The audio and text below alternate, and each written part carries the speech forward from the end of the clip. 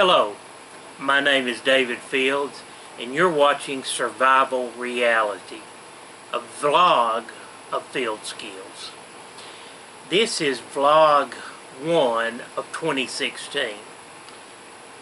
And today in this vlog I want to talk about planning for survival reality.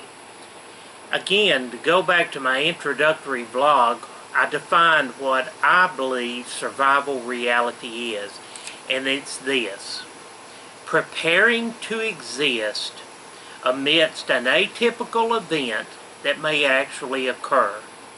In other words, it's preparing for what is likely to happen. So what is likely to happen to us? Well, my thought I want to share with you today is this right here. This is the Mississippi Comprehensive Emergency Management Plan. I downloaded this off the internet.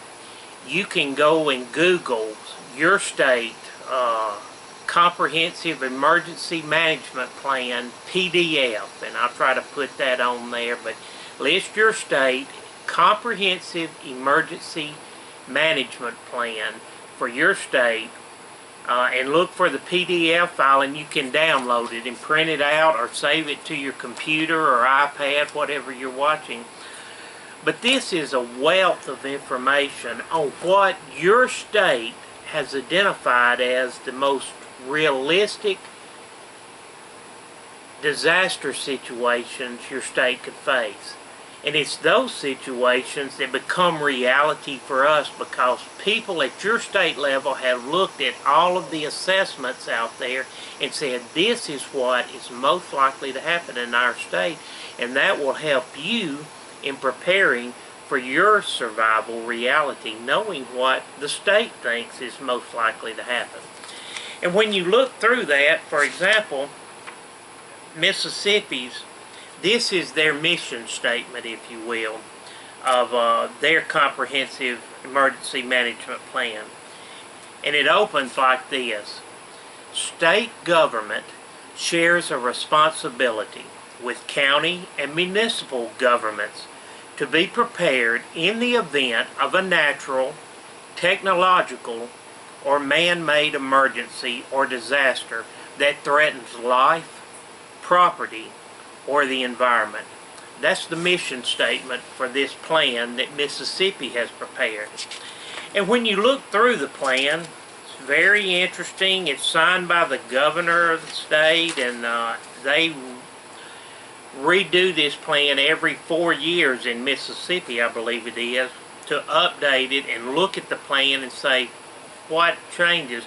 But when I look at the basic plan outline in the table of contents here, it talks about various things: the purpose, the scope, a situation overview, and assumptions that the state makes on what is most realistically going to happen in that state. And it talks about those things. Then it has a section in here that I found very interesting, which is the hazard and threat analysis summary. And it's several pages in this 90-some-odd-90-page basic plan. And when I look at those, it talks about hazard and threat analysis summary. And it talks about Mississippi and what resources it has here and what targets may be available out there.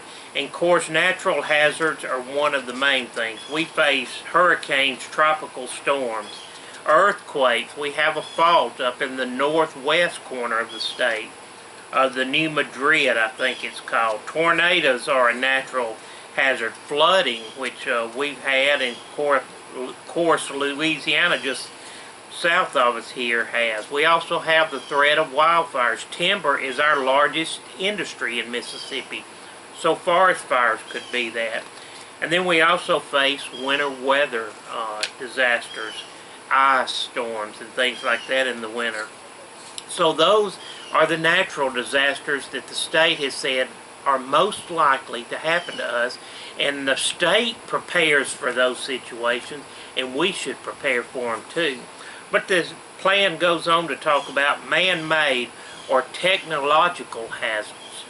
That's very important through that to look at the hazards we have. And in here it mentions pandemic influenza could be a man-made disaster we face. Dam failures, I call them mechanical, but dam failures or chemical substance spills through a train wreck or something like that I've talked about before.